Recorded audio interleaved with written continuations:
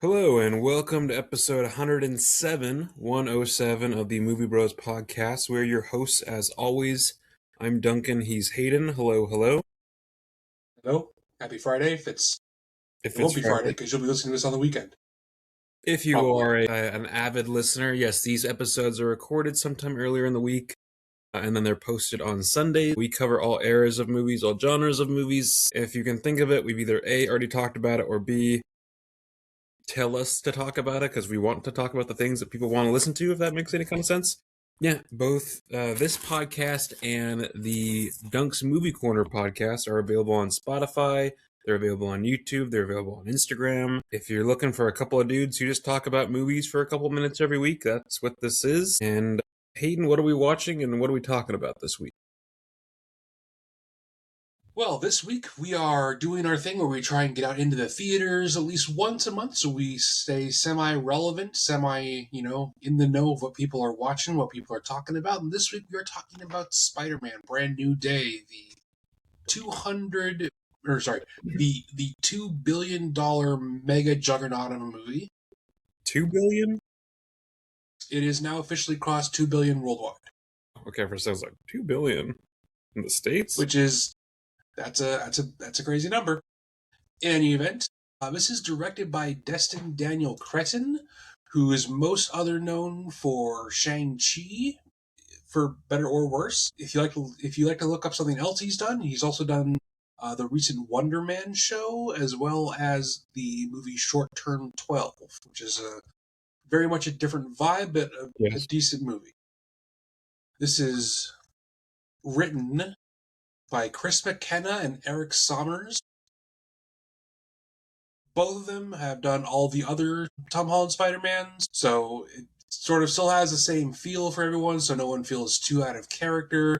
And they also both worked on Community, which I think is an odd writing credit to have. Obviously, this stars Tom Holland in the titular role, Zendaya, Mark Ruffalo, John Bernthal, Jacob Batalon, Sadie Sink, featuring Florence Pugh, Liza Colon-Zayas, Tremel Trillman, Marisa Tomei, and Naomi Watts, as well as Michael Mando, Marvin Jones, and Billy Clements.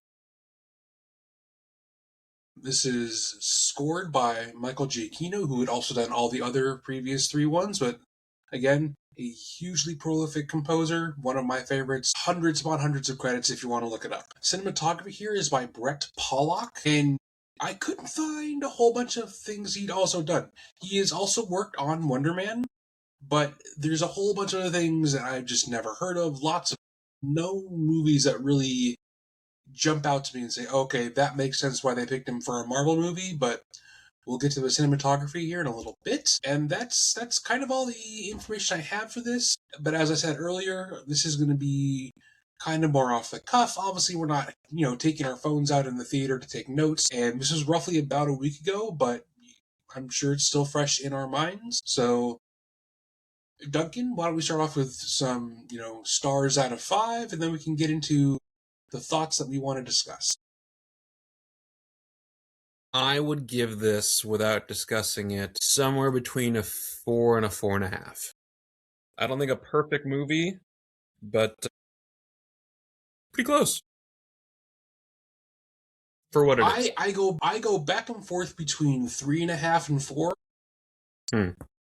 Okay. I would agree with you. It is not a perfect movie, but sometimes the more I think about the plot choices, the more I'm like, you know what? This doesn't make a whole lot of sense.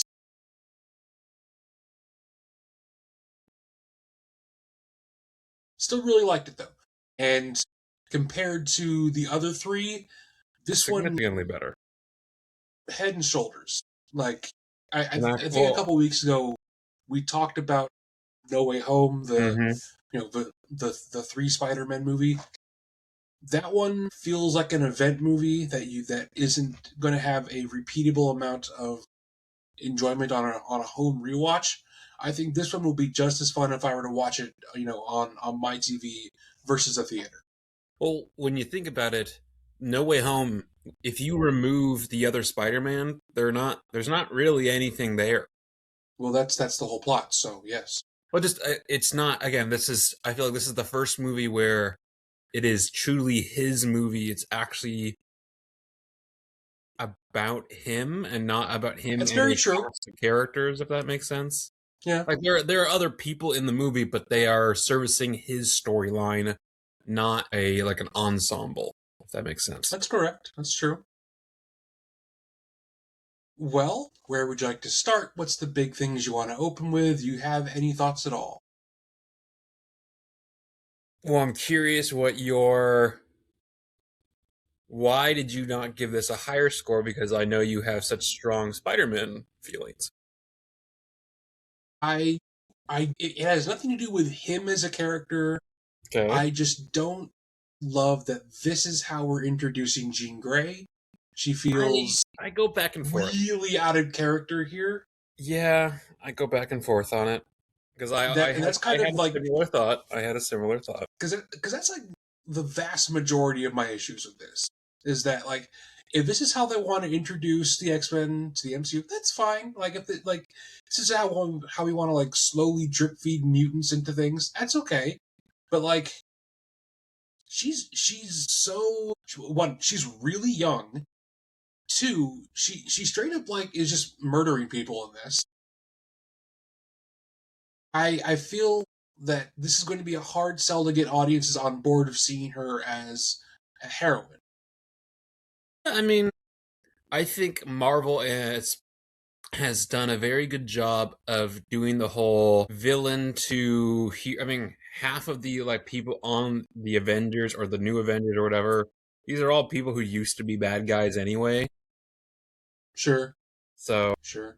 No, no, no. Just which is actually that. I like the way that her plot works out. Mhm. It was surprising and shocking to see how it wasn't like you know the Sinister Six are the villains or it's Scorpion See, or whatever. that was actually that was more my issue than like I want the villain to be a villain. Like again, I thought it was a cool way for them to both see to tell the story of Peter's transformation, both physically and emotionally, and to introduce the X-Men, sure. But at the same time, I'm like, I kind of wanted the bad guy to be a bad guy. Not everything has to have a redemption arc, which I feel like Marvel has realized that people really like redemption arcs. Oh yes, they the idea for them is okay. Everything has to have the Loki formula now. Well, Loki, or like even by the end of like Black Panther, when everyone's like, oh, you know, we kind of like Michael B. Jordan. I I think that's just people perhaps misunderstanding Killmonger's whole thing, but I do see your point there. Yes, I I could probably go on for probably the whole episode about how much I love how this movie looks, Mm-hmm. Agreed. Agreed. especially again as we just watched No Way Home recently. This one looks like a real movie comparatively, and that one in comparison looks like a video game cutscene that takes 2 hours. Yeah, there is one shot that I didn't love, and actually I saw a lot of people really liking it, and I'm like, it feels hollow. So there's a spot where he's sitting up on like the pier or something, and there's a city in the background, and it's sunset, Oh yeah, yeah, yeah. and then they show it compared to like the Tobey Maguire or just several of the other Spider-Man have similar shots Sure. to that, and this one very clearly is not a real shot. Like it looks nice, but I'm like, that's not a real shot. I don't know. I It irks me. I get your point. I just think in the grand scheme of things, I really like how one his suit is a real fabric suit. Yes. I mean, yes, Okay. obviously they have CG'd a person swinging around, but all the bits with him walking around arguing with Frank, like Yeah. that looks like a real guy. I don't understand why Mark Webb decided to go like, you know what? We have a real suit for Peter, but then let's reskin it with CGI before release. It never looked good.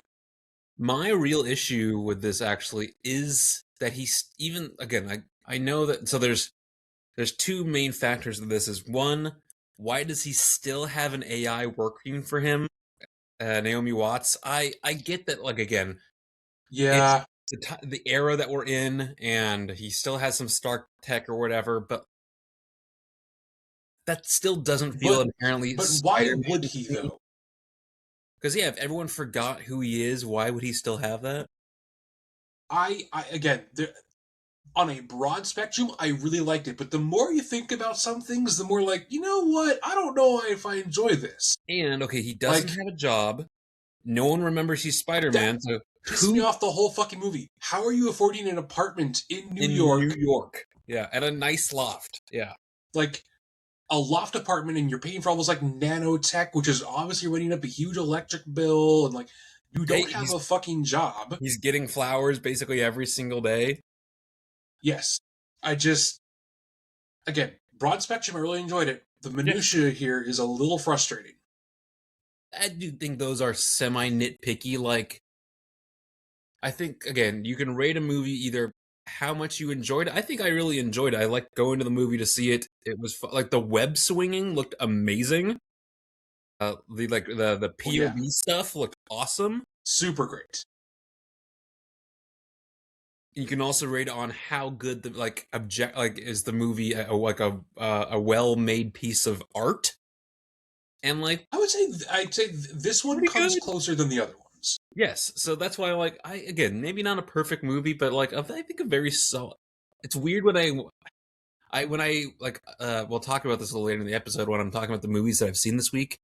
But like compared to like what used to be quote a good movie, where like there's not effects, it's just writing and people talking and acting versus like well, Yeah, if I rate Spider-Man Brand New Day a 4 or 5 or whatever, and then I watch well, All the President's Men with like Robert Redford, and it's like sure. they're the same rating. That seems weird. This seems odd. It's just a, a weird Yeah, way to look at it. this will be a very comic booky thing here, but I love how this feels like a something that Marvel used to do. I don't know if they still do because I haven't bought a recent comic in many years, but at least in the 70s and 80s, they used to have these things called summer team up issues Mm-hmm. where it would be kind of out of canon or like out of the main overarching storyline or plot that would be going on. It would be like, oh, we're going to throw in, this character, this character, this character, this character, and they're going to have a 10-issue thing where they all work on one thing and then they all kind of go their separate ways and it doesn't affect any of the plot lines and timelines. I love that this felt like that I have to a degree. yes. I'm glad that they finally got Hulk to be Hulk, Thank fuck it's been and since it was Edward great. Norton since we've got proper Hulk I mean, you got a little bit of it in the in Avengers, Avengers 1 but in yes, this 2012. yes. What I I I go back and forth on this, but the Punisher, and especially because it's the Punisher played by John Bernthal, all the other Mm-hmm. material we've had on him, either the newer stuff or the older stuff in Daredevil, he is like way more adult, way more like trying to actually murder people.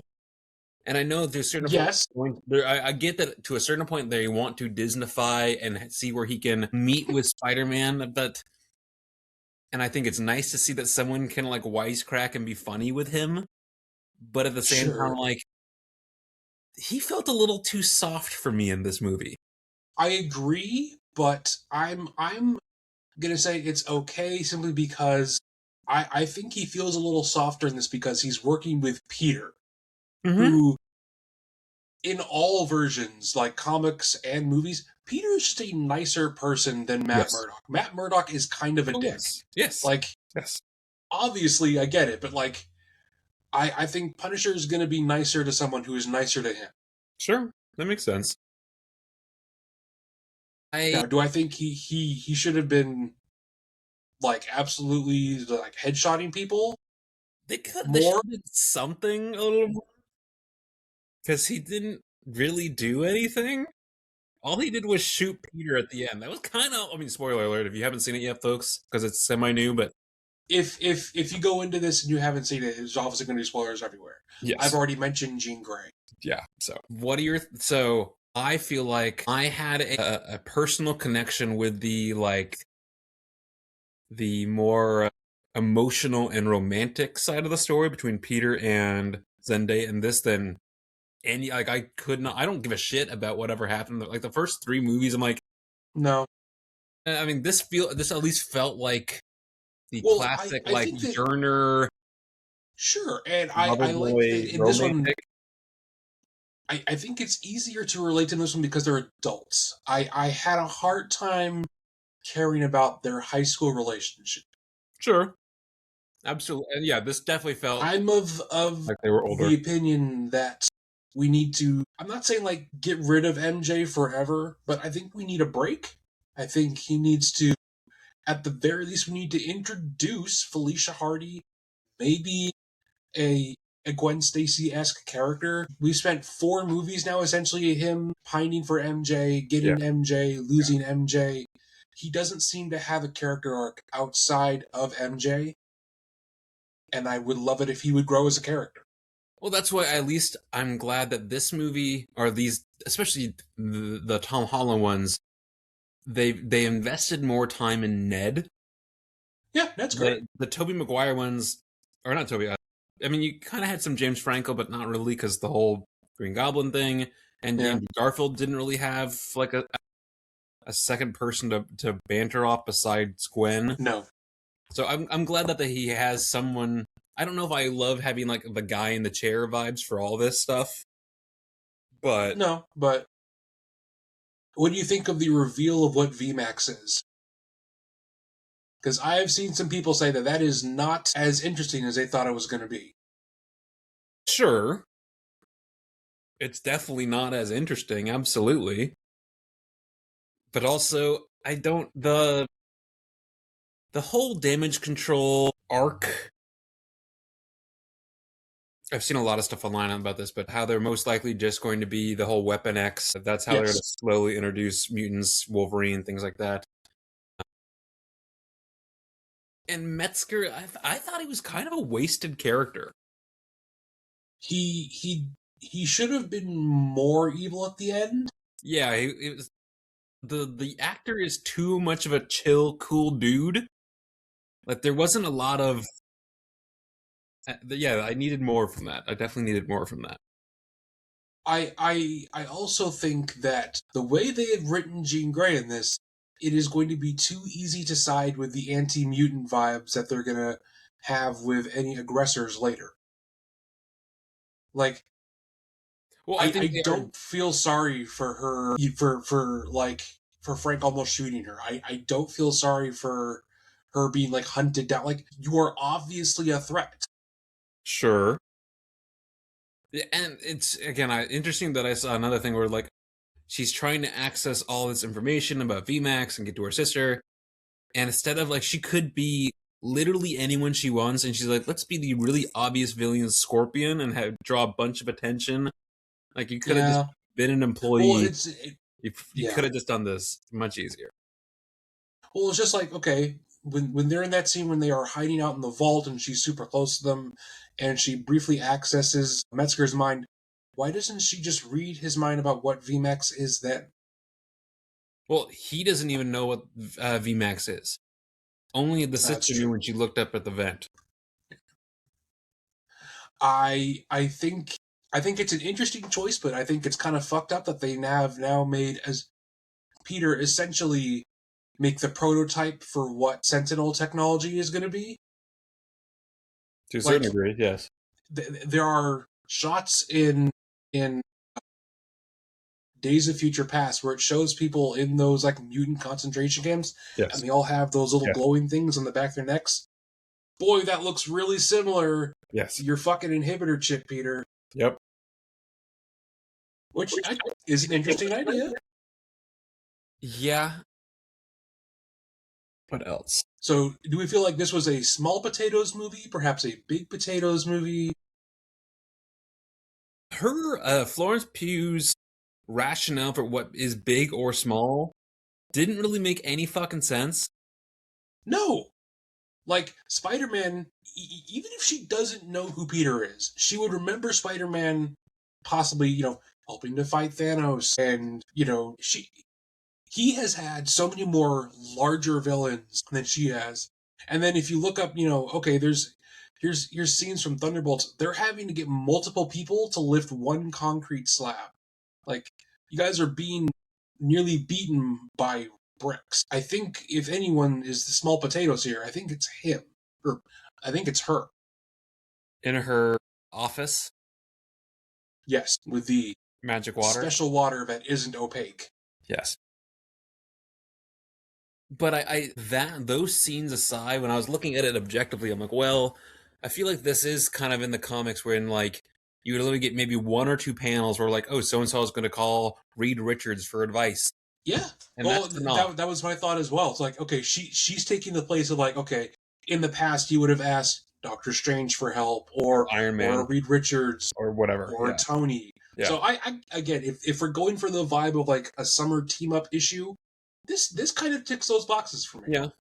And again, I like that this movie, and it nods to the fact that there's a bigger world of like, oh, the new event, they reference that, but it's not like, hey, this is no longer my movie. This is clearly just a part of the larger machine, which is where like what I told people about, like at my work, when they're like, oh, they're coming in to see the movie, and I asked like, oh, have you seen any of the others? Like, oh no, we haven't seen any other Spider-Mans, or like we saw them, but it's been so long. I'm like, well, this movie you can kind of go in semi sword blind. Like I feel like they do enough recap of little flashbacks and stuff like that like you can kind of go into this and not have it. Well, it's not even just the other Spider-Man. You don't need to watch 40 other movies to watch this.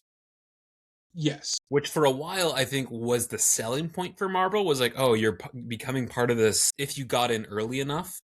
Yeah. But I'd also Endgame, they're like, seen the theory. Sorry.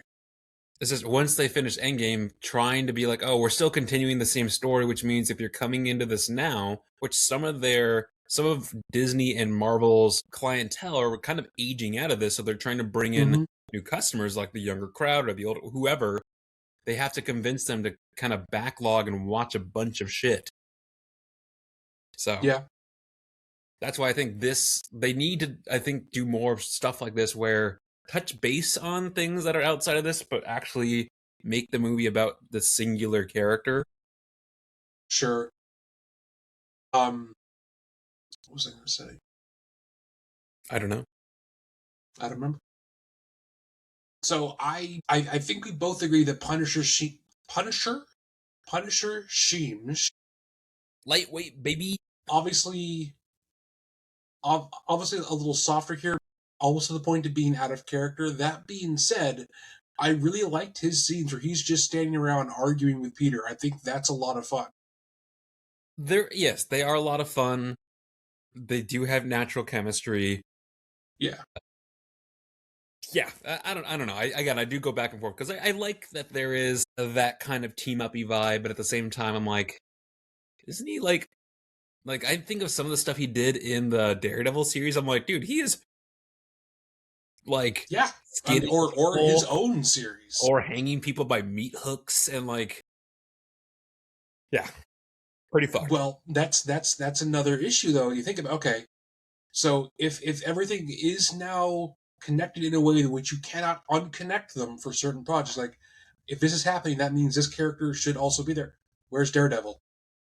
Yeah, if this is a street level New York story, like, I get that would be a very stuffed full cast, but like if you have Punisher, yes, you should have Daredevil here. Something doesn't add up. What they did, again, I don't think this was the right call, but I finally watched the newer Daredevil stuff, and it's definitely not anywhere as good as the. Well, it's like, okay, ones. Is Wilson Fisk still the fucking mayor? No, and the reason why he's not mayor, spoiler alert for whoever, I don't give a shit, whatever, is like in court, basically straight up to the public with like TV cameras and everything. Matt Murdock is like, hey, I'm Daredevil, and he does a bunch of like Daredevil shit to prove it. Like everyone now knows he's Daredevil, and he's like, oh, and that's why. Like it was basically that was the evidence he had to like show to put Fisk away finally. Okay. But I'm like, okay, so now everyone knew who Spider-Man was, but now everyone knows who Daredevil is. So is he what I don't I feel like the whole like revealing to everyone the secret, like that was not really a thing until Civil War, basically, in the comics. Yeah, I mean that was a big one for Peter especially. Yeah, I don't know. Does this make you excited for other projects? I feel like it actually is basically put it completely as a neutral, because when you I Spider-Man kind of supersedes any, like he's in his own category. Like you could not want to watch any other Marvel or superhero thing and you still will probably enjoy a Spider-Man movie. That's what I think this movie proves. Yeah, Cuz yes, I think it shows that they can, like, that shows that there is the capacity to still make good looking, good acted, good writing superhero movies. sure. But does that mean either all of them or even a majority of them are going to be that way? I think the reason I was talking to someone recently about why they like DC over Marvel is because yes, there's a bunch of duds, but there are at least there are. I mean, yes, there are a bunch of duds, and especially I mean, we'll talk about this maybe a little bit, but in the Mm-hmm. gun universe, whatever you want to fucking call it, DC, Sure. they're at least trying to do other things instead of like the formula of like basically they're trying. I think it's smart for them to not try to just do what Marvel's doing, but I think with that plan, they have to accept that, like, yeah, there's gonna be some duds, which I'm kind of Sure. okay with because I think, okay, if that was the case, if they were just gonna do the Marvel thing, you probably wouldn't have gotten the Robert Pattinson Batman, Clayface, which actually looks pretty interesting. I think the more trailers I see for Clayface, I can't shake how much it reminds me of the early trailers for Venom, though. Mm. Like, for the first Venom movie, the first trailers for that looked Looks really fucking good because awesome. it's only showing Yes, how great they made Venom look. yes, we'll I see, just, we'll see. I'm, I'm concerned and wary because there's a lot of news which we're going to talk about at the end here about some DC stuff Mm-hmm. that makes me concerned. Sure. And some of it, we'll talk about that later. Doesn't matter. Okay. Do you think I I think weirdly enough, I think the music was not as good this time. I also had an so the music was fun, but when you look, I don't like movies, especially movies that are supposed to be these big grand cinematic like adventure, like a superhero movie where they use a lot of topical music. They used a lot more than They than the use a lot previous more of three. this. And again, it's fun and like when they use it, it fit the scene. It's fine, it's fun.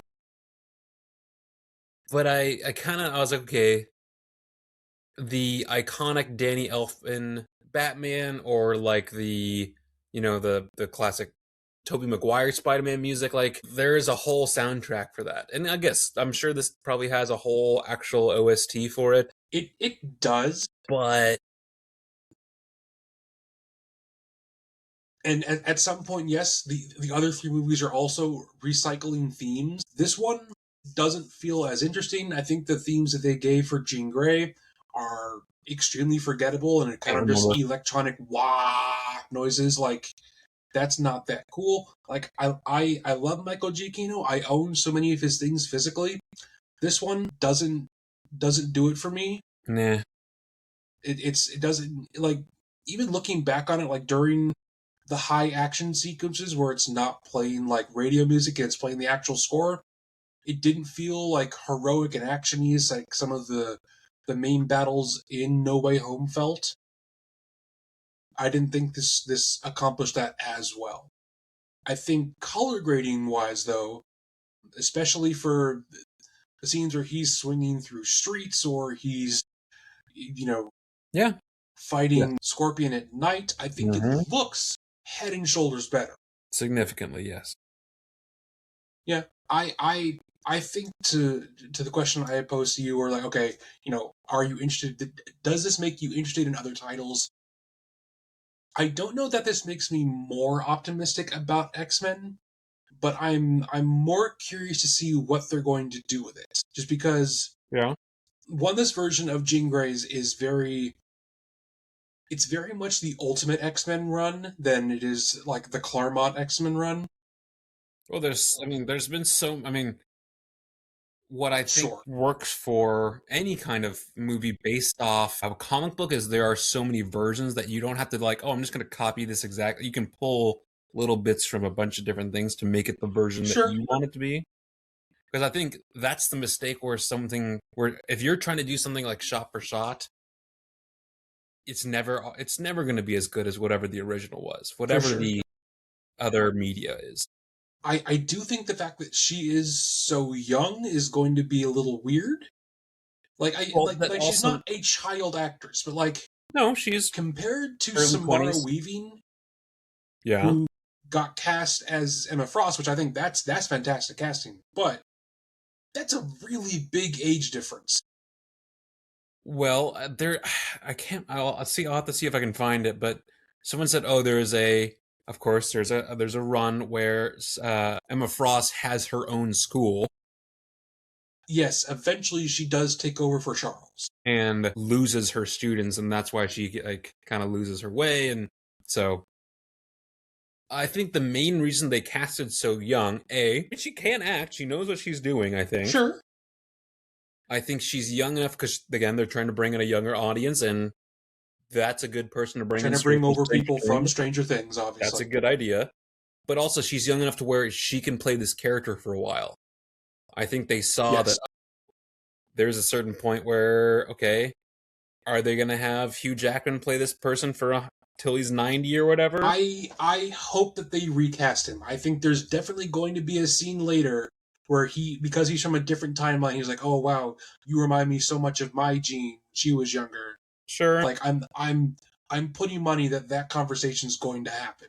But I think there needs to be a younger Wolverine as well. I think they Because they've will. also casted a younger Scott too.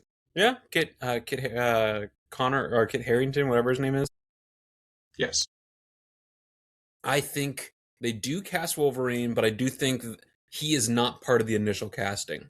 I think he I is don't want down him the to be line. either. As much as I like Wolverine, He's he down the got line. so way overdone Yes. for like the past 15 years. Well, and he's like they just did Deadpool and Wolverine, so they can't have like, oh, you saw this project 2 years ago that you guys all loved. Hey, it's a new person. I feel like that you need to have a buffer, and I feel like you build out the team and then you add it because literally the X-Men has so many characters in it that they could have their own Yeah. thing entirely just their own. Like there's so many X-Men. Yes. And there's people who are like honorary X-Men and Yes. yeah, people fall in and out. There's a whole probably within the hundreds of people you could bring as characters. Mm-hmm. Yeah. What are your thoughts on the hand being I think they're security? cool. Ninjas are cool. Ninjas are cool. Again, it's I kind of wish they weren't such a only third act presence character. yes. And they felt a little even before Gene took them over, they felt a little too robotic when they were in like the damage control building. They literally walked up like NPCs, bowed and like walked away. Well, they Like are NPCs. you know what I mean. I actually don't understand this criticism, so no. They didn't feel like they literally felt like they just didn't feel like real people in the little bit that Okay. we got of them prior to that. But also the thing is, again, comparison is the thief of joy. But they were a substantial bit of the Daredevil series, and like Yep. again, way more like they're gonna fuck you up, dude. Like the fighting scenes were cool, but like I don't know. Yeah, Also, I there feel is like scenes. a lot of like yes, I get like by virtue of how three act structures work, lots of things are going to happen in Act Three. But I feel like everything in this movie happens in Act Three. I feel like this is a really long movie, and I don't know I what they would enjoyed what was trim. going on. but especially that first act where we're doing nothing but essentially time skip with some really nice color recreation or really nice cover recreations, but I don't feel like there's a lot happening. Yeah, that again, I don't know what they would trim out because this is 2 hour and like 19 minutes. Yeah, But they could they should have trimmed out something just a little. Like trim out like 5 minutes, really, just 5 minutes. Little pat. I did like how Ned remembered Peter so much easier Yes. than MJ. Like it takes him like one Yes. Peter, Yes. and but for her, it takes the note and it takes him, her kissing him, even if it's not her choice. Which again, that's a super weird scene out of Oh, like he's just kissing Jean Grey. that's a Got it. super weird Got scene it. just in general. Yes. But like I don't know. And I'm hoping just so we can be done with this whole the last two movies of like does she remember does she not the whole when Jean did like the big mind blast all over the city and everyone freezes and Zendaya's got like the single tear running down her Yeah, face. I'm like, okay, is that hopefully that's her remembering, like getting I her saw moment. that theory as well. That's what I'm hoping I for because kind I of just buy want it to that. be done. Yeah. But also, this was one I think I saw this morning. I'll have to post it. But like, Freddy, Jesus, basically, anytime that MJ has been a character in a Spider-Man movie, she's kind of been a terrible person. A little bit. So yes, obviously we all know about the stuff with Tobey Maguire's MJ, but in this one, like saves her life many, many times, literally changes the course of history in order to make sure that she doesn't die. It's just like, Pines oh, after but her did for I ask you to years. do that? Pines after her for years. Like is like the ultimate yearner good boy guy. Like sets her up in like basically a safe house with the Punisher even after all of this when he knows that she doesn't know who like all this and she's like no and says I don't love you to his face is fucked I think it and then has needs. the audacity to be like can I get a ride home. That's like your Yeah, girlfriend dumping you and then be like drive me to dinner with my new man or whatever it is like pretty fucked, not gonna lie, pretty fucked. yeah. I I do like the finality of that. She is literally telling him to his face, "I don't know you and I don't love you." Sure. I think because I think if they hadn't been so direct about it, people were going to be like, "Oh well, maybe she secretly did." Fucking bug. Maybe she secretly does know him, and but she just doesn't want to say it because she has the other guy she was kissing in her apartment. I think it is a good idea to make sure that it is a definitive answer so that they can have a jumping off point for perhaps a different love interest. Yeah, possibly for sure. Yeah, I So I don't what want do we them to think hold on about to the I don't want them to hold on to MJ just because they are very marketable together because they are outside of the movie together, if that makes sense. I don't want them to just be like, "Oh, let's keep pushing the Peter MJ because Zendaya and Tom are married." sure. I'm a little over it. I just this is a high school relationship that he has refused to let die. I think it's holding him back from growth as a character. I think everyone should.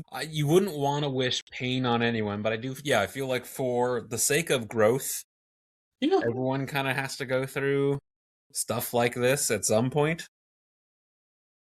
I do think that not that Peter has it easy in this, because clearly things are difficult, but like this doesn't line up with what I thought was going to be his life after seeing the end, like the ending scene from No Way Home, where he's living in that shitty apartment and he has no one, and like it's like he has one picture on his wall, and like Yeah, that make me think we're getting classic broke Peter Parker at the end of his rope, living on it's scraps. it's better. It's better. I think he has it too easy in this still. I I don't agree. want him to have an AI voice commanded suit and like a nano machine. Like I just Mm-hmm. that doesn't to me that doesn't scream classic Peter Parker. Sure. I think we have to accept that some things change. Yeah. It is what it is. Well, do we have any other strong opinions or thoughts we want to talk about Spider-Man Brand New Day? If you are going to see this, folks, the end credit is not worth it. Just letting you know. Oh, that was another question. Do we have any thoughts about what it means? Do we care? I'm almost at the point where I'd rather not see end credits. It's the same thing as like seeing too many trailers. I'd rather just, A little bit. especially with, okay, that was like 10 extra minutes of sitting there, and then you get about 8 seconds of end credit with no real people in it, no actors, no nothing. And it doesn't really actually reveal anything. I think Not it really. reveals stuff if you've read the Secret Wars comic books. If you haven't, it means nothing. Yeah, I'm like, okay, so it's either Venom stuff, symbiote, or it's Cause or in it's the another Peter on Battle World or whatever. well, that's what I was gonna say. Like, cause in the books he gets transported to Battle World because it was the 80s and 90s. It wasn't that creative for names. Oh, it's gonna be a world where they battle. It's Battle World. Hell yeah, brother. I think that's showing that he's going to return in probably Secret Wars, maybe not Doomsday, Yeah, and I think that's going to be where he gets the symbiote suit finally. probably. But if you don't know that 8 seconds means fucking nothing. Yeah, that's why I'm like, okay, if you are going to do an end credit, I would prefer at least have a real human that you can look at doing something. Sure. I don't know. I feel like that sounds like some low bars, but that's the bar I'm aiming for. Otherwise, I would rather just leave. Yeah. All right, Well, here, folks. next. From here, folks, we usually talk about things we watch, things we want to watch, movie news, trailers, stuff like that. Hayden, what have you seen this week, or what are you wanting to watch? So, I mentioned last week that I had started watching North by Northwest and kind of paused. I did decide to go through and finish it. It's fine. It's very clearly from 1959. I think why this is considered a classic is because old people were like, wow, this is amazing. What a great thriller. And it's difficult to go back and watch it now and expect to have that same, like, feeling about it, just because so much of this is really tame, considered what we consider to be, like, a good espionage type thriller to be. And so much of the effects don't hold up when you're watching it in like, high definition. Well, that's why I think we So, talked about this maybe last week or the week prior. We're like, at what point should we just stop watching movies from the past? Like, sure. okay, Yeah. yeah, you want to watch something like a Cool Hand Luke or something like that? Great. The It occasional should be Clint considered Eastwood. required viewing. Yeah, yeah. I'm like, Like, okay, do I like really want to sit down and watch Citizen Kane? No, I don't. I just don't. no, never. I've heard nothing but, oh, okay, this was good for its time, and it's just boring now. So it was okay. I can't say I really recommend it. This is like the third Hitchcock thing I've ever seen, and I still don't understand why people are like, oh, he's like the greatest director of all time, and all of these are like the best movies ever. And I just think, did you stop watching movies in 1970? I don't understand how you come to that conclusion. So I watched that. I then watched a really shitty Tubi original horror movie called Hive, Sounds which I pretty. feel like I had been tricked into watching simply because I had heard from some other like horror content creators online, like, oh, okay, this is like a hidden gem. This is fun. This is a good movie. No, it's not. This was dog shit. It is not scary, not even gory. The plot is really, really stupid. The acting is bad. It revolves around a Mexican American woman hired to be a rich person's babysitter, only to find out that in their gated community, all of the playgrounds are actually it's hard to describe what the movie's going for, but it's like all playgrounds in the gated community are like pit traps for a giant underground monster that looks like a playground. It is super, super stupid, and I feel like I wasted my time. So I can not recommend that at all. I think I gave it on Letterboxd like a 1.5 out of 5. It was really bad. So, and then I've had other things going on this week and haven't had the time or the energy. So I have not watched anything else, but this weekend I'm hoping to maybe get some Train to Busan or maybe Samurai, and I don't remember what it's called, but it's a Samurai and the very Prisoner. well reviewed.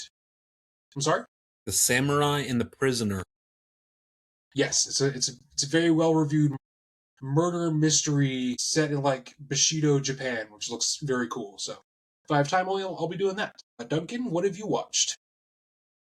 Well, since FYI, folks, we are recording. Usually, record on Wednesdays. Life happens sometimes that we are recording this on Friday, so I've had 2 extra days to watch more movies. And as I think I said last week, I got a bunch of movies from the library, so I'm trying to quickly watch through them before they are due back. So this is a pretty heavy week for movies, and I'm house sitting, so I'm just here. I'll be doing that tomorrow. So this is quite the list. All right. I think so. If the last thing starting at Sky Captain, the next would be AI Artificial Intelligence, the Spielberg movie from 2001. It's way more depressing than I like. It is. Yep. So I feel like Spielberg has this vibe of like certain wholesome adventure, and this Is not. is not. It really does not feel like it fits with the like. It's well made, So, but it do definitely you know the feels like. lore about AI? What do you mean? So that was going to be Kubrick's last film, but he Okay, no, I died do know during that. production. So, and what's interesting is there's the 3 acts. Kubrick wrote the first and the third, and Spielberg did the middle, and there's very much a difference because the first and third are like, Super rough, depressing shit. Yeah. yeah, but it feels a little more real, whereas the middle section is Jude Law as a sex robot to a certain Yep. degree. Either way, uh, it was good. Man, it's kind of fucked. A little bit. Then I watched maybe one of the worst movies I've ever seen. I watched Ghost Rider: Spirit of Vengeance, which is Ghost Rider number 2. Of a sequel. Yeah. Wow. I usually don't log something if I only watch like 20 minutes of it. Well, I don't count that as a lie. I was like, I didn't watch it, so I Sure. watched. Even though 20 minutes in, I was like, I want to turn this off, but I wanted to log the movie, so I spent another 40 minutes. So I spent I watched an hour of this movie. One of the worst acting, one of the worst writing. The animation on Ghost Rider looks terrible. Nick Cage. Yeah, it's not good. Nick in the first one, Nick Cage is like doing his crazy Nick Cage thing in like more subtle quantities, and this he's just doing the whole "I'm a crazy man" the whole movie, and Sure. there's so much of this based around like Romanian and like gypsy people. It just feels so out of character for the rest of Ghost Rider lore. Yeah, half a star. Jesus Christ. From there, I watch or rewatch because I've seen it before. Conclave. Conclave is good. Conclave Conclave is good. is pretty to look at. Good writing, good actors. I do feel and like it shows a bit into like Catholic religion and organized religion that a lot of people, including myself, had no idea prior to. That being said, I think it could have been more interesting if you wanted to zest it up a little bit. So it's basically Pope dies, has to pick new Pope. I hope they could have made this where like maybe the Pope died under suspicious circumstance. So yes, they are going through the process of picking a new Pope, but also Ralph Fiennes is trying to deduce, oh, did he actually die of natural causes, or was there foul play afoot? Yeah. I don't know. I thought that could have been a little more because again, the movie is good, but it is really just a bunch of old white dudes sitting around in dresses talking, which is Well, interesting. But that's the Catholic faith. yeah, from there I watched The Substance, which holy shit, is this That's a a lot? fucking switch. Well, again, I have these movies. I'm like, some of these people have been telling me to watch for a long time. Like, several people are like, The Substance was like maybe my favorite movie of the year. I'm like, okay, I'll put it on the list. It is the director and the cinematographer has not done much before this. It Mm-hmm. looks really cool. The colors, the production design. Um, I have to accept that I don't like body horror, and this is pretty much only body horror. Yep, And some parts are less body horror than others, but all parts are body horror. So, that's very true. have you seen this, Aiden? I have. Okay, yeah, the last 25, 30 minutes, Oh yeah, it gets fucking Jesus nuts. Christ. And I think this was I'd have to look, but before this, maybe she had only done Once Upon a Time in Hollywood, where she had a little bit role. But this was, I think, the first This wasn't Margaret Qualley's, Margaret Qualley's first thing, but I think it was like this is like the thing that she was most known for. and like I get it. Both she is plastered all over this in the most like she is the new young, literally the young version of Demi Moore, and they really push the whole she is the hot young person. So I see how that like that's going to put more eyes on her in Hollywood and get her potentially more roles. Do I was I not expecting to see like full on just naked Margaret Qualley and naked Demi Moore? I was like, oh, okay, there's just tits in my face. Yeah, Got it. Do I think it's very much the almost the substance bit that she lost to a younger actress for yep. the Oscar? Which now I've seen both of Nora and I've seen the substance. Both are good. The difference, I think, is Nora does not have the the gore and all the other stuff going on to hide behind. There is just the acting. So Granted, I've not seen Honora, so maybe I'm about to talk out of my ass. It's entirely possible. probably, yeah. It to say that they don't have all the other stuff to hide it behind. Isn't Honora also just really, really nudity filled? No, that's what I thought going. I thought, okay, she's a stripper in Vegas. Of Yeah. course, there's and there is some, but they're like the majority of it is not that. Okay. Which and the movie was surprisingly a lot of like little funny. Like there's actually quite a bit of comedy in Honora, but there's also a lot of trauma that like I just I think I think it could have been given to Demi Moore. But I also don't want it to be given to her just because she hasn't gotten one and she's getting older and like this is her first like major role. Like I that's why like things like The Whale with Brendan Fraser, I don't think he should have gotten it. I think looking back on it now, yes. Yeah, that's why I'm kind of glad they didn't give it to her because I'm like I feel like I'd probably look back and maybe feel the same way. Same thing with God, what's her name from Halloween, Oh, Jamie Lee Curtis. Jamie Lee I Curtis. think I'm like, that whole year, all the awards seemed very weird. well, okay, I think it was good to give it to the other two. Kiwon Kwan was great, and what's her name, Michelle. Michelle Yeoh. Yeah, she was like it was her movie. I don't either whatever. But yes, the lead or lead actor and supporting actress did not make sense. But that's right, neither here nor there. So that's the substance. I objectively rated it a 4. I don't think I would rate this as a 4 for my own personal. Mostly, okay. I'm glad I saw this, so when people reference this or people want to like talk about it, I understand it because a lot of people are like, "Oh, the last 30 minutes are crazy." I'm like, "Sure, dude. I'm sure it's crazy," but I'm like, the this buckets of blood pouring out at the and I did like the opening shot, ending shot vibes of the Hollywood star where she just becomes a blood stain on her own star that they wash away with the street Mm-hmm. cleaner. And then from there, I had a palate cleanse of I watched a Zach Galifianakis stand-up comedy special from 2008 that was on Netflix. It's called Zach That's a Galifianakis. that's an odd choice.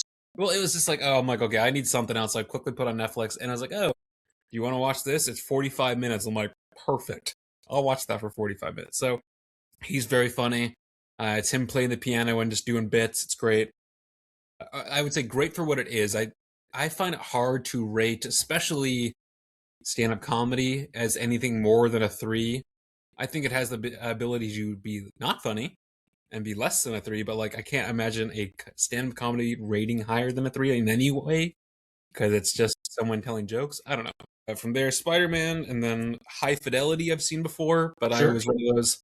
My sleep schedule the last 2 or 3 days has been really fucked. So I've been sleeping in too late, staying up too late, and when I wake up, I literally just find my way to the couch and put something on. So this was an easy watch or rewatch. Same thing I watched the next day. I watched The Big Lebowski again. I think it's good. I don't think it's definitely my favorite I've Coen I've Brothers. I've never gotten the huge mass appeal that movie has. There is appeal, but I don't think it's as warranted as some people are like obsessed or they like dress up and shit. I don't get it. Yeah. I also watched Rye Lane. This is the kind of first major movie that the new guy who was casted as the new Black Panther. This is kind of his first major role. It's him and a girl meet on the streets of. They're both British. They meet on the streets of London, and it's just them spending one evening together. It is a romantic comedy, but it's, I would say, a very actually well executed romantic comedy, and I'll tell you why in just a second. But the color, I mean, they really play with color a lot in this. It's actually really cool to look at. I do think he's got the acting chops for Black Panther. I'm curious to see how because he's not a big guy. He's kind of a small dude. So I'm curious how they're going to do the physicality of Black Panther. Um, but yeah, I honestly really enjoyed it. I would give it a very solid 4.5, somewhere high end. For what it is, I think it was actually quite good. It's on Disney Plus if you're curious. From there, the reason why I think when I said they executed the rom com well, is then I watched 2 movies. Without getting into it, these movies were not my choice to watch. Someone else wanted to watch this, and I watched them with them. So first, John Tucker Must Die. This is from Oh yeah, 2006. I remember that. Yeah, I've never seen this before. There's some fun bits, but it's not my kind of movie. Partly because there are so many things in this that just make me mad. That like I don't know. There's thought processes of how characters act and like getting themselves into situations and then blaming the other characters when it's them that came up with the idea. Just it's I would give it a 2.5 out of 5 because then I also watched She's the Man, which is from 2006 as well. This is Amanda Bynes, Yeah. Channing Tatum. She has to dress up as her brother to go to play soccer. Do you know what this is, Hayden? She's the Man. I know about it. It's not something I'm ever like, boy, I want to watch that. It leans heavier on the calm over the rom, and there are genuinely some funny bits in it. I especially when you know the backstory of what happens to the stars afterwards. So this is Amanda Bynes 2006. specifically, yes. Yeah, well, when you see, okay, both Amanda Bynes and Channing Tatum, they're both now 40, and you look at them now, like, oh, like this is what fame or Hollywood or whatever can do to you, both positive or negative. It's kind of sad, to be honest.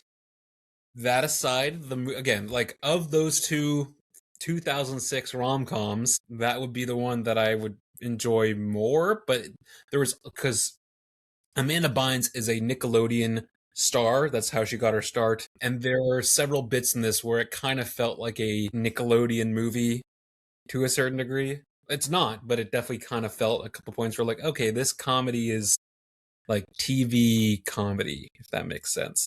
Hmm. So that's all I watched. There's a lot there. If that was a bit of a ramble, but whatever. Still would like to find time to see The Odyssey. What else? I mean, End of Oak Street, I still don't know if it's going to be good or not. Tony comes out this coming week, and I'm not like itching to see it if it lines up to where I happen to have extra time at work to see it. Sure, because I like the director, I like the lead actor, I like most of the cast. The subject matter does not super interest me. I'll be honest. Never been I've never understood the huge amount of It's before our time. like It's before our stardom and time. adoration people had for Anthony Bourdain. I don't get it. Yeah, it was again that if I think if I was 10 years older and if you were like 6 to 8 years older, it would probably make more sense. Yeah, maybe. I think that's everything. Da-da. Yeah, I think that's everything. So Next week, some movie news I wanted to bring up about DC. some of the James Gunn DCU Yeah, stuff. yeah. Let's talk about it. So it came out within the last 48 hours ish or so. Is that James Gunn is using AI, or Oh, not I didn't James see Gunn that. specifically. I didn't see that. DC released a behind the scenes featurette of oh look, this is how we made some of this, some of the Supergirl shots, and people paused it, zoomed in on the computers, like, hey, that's ChatGPT. That's you generating images of Lobo for concept art, which is not a great look. Let's put it that way. I was not even going to talk about. Okay, I didn't. Not a great look. Not a great look. But I think probably the main thing you were going to mention is that lots of things have now been canceled. Lots of things Yep. are now not moving forward. Well, what I've And also heard is they can't. There are stipulations that you can't. There are merger not stuff. allowed. Yeah, it's all. Which part of them like okay, that sucks, but it's also not James Gunn's fault. That's not really anyone's like. That's more the owners of Warner Brother Discovery and Paramount's problem. So Yeah. if they're going to shoot themselves in the foot to a certain degree, I don't know if I can't see them restarting this universe a third time. I can't see that. I think at that Not point, not if not unless they take like a really long break. A really long break, or B, honestly, I can see them almost exclusively making this stuff only for HBO Max. Yeah. I'm still positive for Lanterns. I am still and like I want to see more of what it looks like. and so what I'm still I've confused as to they why they've chosen to do Green Lantern, which is literally fantastical space cops essentially, and force that to be True Detective. I don't know that those two things mix. well, I think when you put it in the context of like he is training the new guy who is from Earth, maybe you start on Earth. And I saw some like behind the scenes stuff where they showed, okay, this is actually who the bad guys are called Manhunters. Yeah, Martian. No, no, no, different, Okay. different. That They're seems very different. similar to me. Yes, well, there's a lot of comic book stuff that are basically the same things, but no, there are Manhunters and then there are Martian Manhunters apparently. But so if you can, maybe I'll find and put on a story or whatever. But it made it make a little bit more sense about who these characters are, like the characters besides Hal Jordan and John Stewart. And again, I still generally like Kyle, whatever his name is, in most things. I think he's a good actor. And I've only seen Aaron Pierre in one other thing, and he was excellent in it. He was really, really good. I don't think I've seen him in anything, but I'm sure he's a good actor too. If you have a chance to watch, I think it's on Netflix. I just stumbled upon it one day, and it was truly really good. It's him and Don Johnson in like a small town. Fuck, what is that called? It was really good. And I remember like after watching, I was like, oh, I need to tell people about this. Let's see, cast Aaron Pierre. How do you spell Pierre? There he is. Okay, Rebel Ridge. Rebel Ridge was really good. Oh, I remember we've talked about this before. Yes. And like he has signed on to do he's gonna be in the next the Man of Tomorrow for Superman. Yep. And that's again why when I referenced earlier where like I don't think DC should try to do what Marvel does is they're just not as popular, and if they try to do the same thing, I think they're gonna have the expectation of trying to do them, and they're not gonna hit that expectation because I saw a bit where like, and you might have already shared this on our Instagram story, but where like Superman plus Supergirl combined, Spider-Man has already made more money than them. Yes. So I don't think they should try to do the same thing. They gotta do something. They gotta change the formula somehow. if they're I trying to agree if that they they're should be trying to doing compete, something different, if they're trying to compete with that. but it doesn't feel like they're doing anything. I think that's where lots of the just general concern online comes from. Sure, the amount of times that I've seen people like, oh, look at this, all this updates from Marvel, and then like, oh, we got Jimmy Olsen casting news, like so Like, many accounts. Holy shit! yes, or the joke of, look, we're announcing X-Men characters. Here comes the Condiment King movie. I don't think that. I mean, that's not real, but yes, That's not real, but I do think that that is indicative of the kind of characters that James Gunn wants to focus on. I don't understand why we're not fast tracking a Wonder Woman movie or a good Flash movie, despite I'm wearing a Flash shirt. yeah, yeah. There. Well, just I don't know. I just I and the argument I get is like, oh, Marvel didn't start out with its big characters either. yes, it did. It totally did. It kind of did though. Like, yes, Totally Iron did. Man wasn't a prime like huge character of time, but like he was still a pretty big character. People knew who Yes. Iron Man was. Well, he was again. You. I think your initial goal is to build out your core team, and Iron Man is part of that core team. Thor, Captain America, all that stuff, and then that's why okay, sure, start with Superman. That's fine. We haven't had a Yeah, Superman in a while, that but that move makes sense. It's the move of now we're going to do a Jimmy Olsen show, Supergirl and Clayface. yeah. That's a weird timeline to Yeah, me. like even if you don't want to immediately do Batman because the Batman just came out or something like that, there are still like okay, do Flash, okay if you don't want to do Aquaman because you just did Aquaman and it wasn't very good, just Yeah. yeah, choices. And again, these are people with so much more data at their fingertips than us, so I'm sure they are trying to make the right decisions. I'm trying to not assume people are not wanting to ruin this. They're not trying to make the wrong decision, No. but it is hard to understand.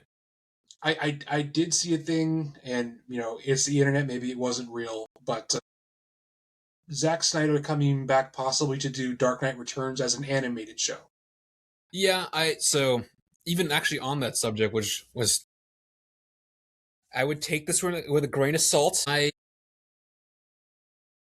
There are some podcasts that I don't care for the host, but the podcast lends itself to where the host is not actually like the format of the show is enough to where you can just enjoy the interviewee and not the interviewer. Like Zack Snyder was on Joe Rogan. I don't normally listen to Sure. Joe Rogan. I'm not a fan. I'll be honest. I don't like Joe Rogan either. I think he's Okay. very annoying. So just with that in mind, he was on Joe Rogan. But what was nice about it is Zack Snyder, it was like a 2.5 hour podcast, and Joe didn't really talk. Zach was mostly talking, and I think I saw lots of clips from that too. It was genuinely really interesting, and yeah, he referenced The Dark Knight Returns so many times in that interview that I'm like, I feel like at this point you're just planting the seeds of getting more interest for this because I feel like you probably already have had these discussions with Warner Brothers. Hopefully. Which I'm fine with him doing an animated, but at the same time, if you're already Dark Knight Returns is already an animated movie. They've already done it. Well, maybe they want to do live action. And it was great. The music was great. The action was great. It's from like 2003. It's awesome. So, but he also, I mean, again, the host aside, if you're ever curious, folks, that interview, because he talks a lot about 300, he talks about Watchmen, a lot of interesting stuff about that. Like, it's just him talking about his movies. And what's nice is he's not talking about the stuff that didn't go well, because I think most directors are going to have movies that don't hit. Just it made me appreciate and remember that this person actually cares about what they're doing, and they're not a complete idiot when it comes to the things that they're doing. Because I feel like sometimes if you see a movie and the movie's shit, and you're like, well, that must mean the director's an idiot. That's not inherently the case, because I think we've talked about this before, but like it takes so many different people for all the things to go right for a movie to go right. So it just, if you have time, it's interesting. if you have any interest. All right, I think an hour and 16. Granted, we will probably Well, trim it'll probably get pared down a little bit anyway. a little bit, but yeah, this has been Spider-Man Brand New Day, which is in theaters I think now. we can both say we would recommend you see it Yeah, in and again, theaters. I think you can go into it more or less almost blind, and you can kind of be okay. You're still going to enjoy the movie. It does not Yeah, spoon I feed you, think but you'll enough. enjoy it more if Yes. you've seen some of the other ones, but you can still enjoy this like 90% of the way. And I think you can enjoy this even if you only watch some of the more recent Spider-Man, and that's it. You don't need to watch all the other Marvel movies, which I think is a big selling point, to be honest. Next week, folks, we are going to be talking, we're going to go back about 40 40 years. years, something Yeah, like that. maybe 50. We're going to talk about Rambo First Blood, or I think it's technically just called First Blood, with Sylvester Stallone. Sylvester Stallone. Neither of us can remember why we put this on the list, but it's on there, I and don't remember I who put don't this on remember this there. either. Either way, if you want to watch along with us, go for it. Otherwise, this has been episode 107. If you look last week, I accidentally mislabeled Sky Captain, so it did say 105 back-to-back weeks, so it's actually 106 is Sky Captain. This should be 107. All right, we will talk to you all next week.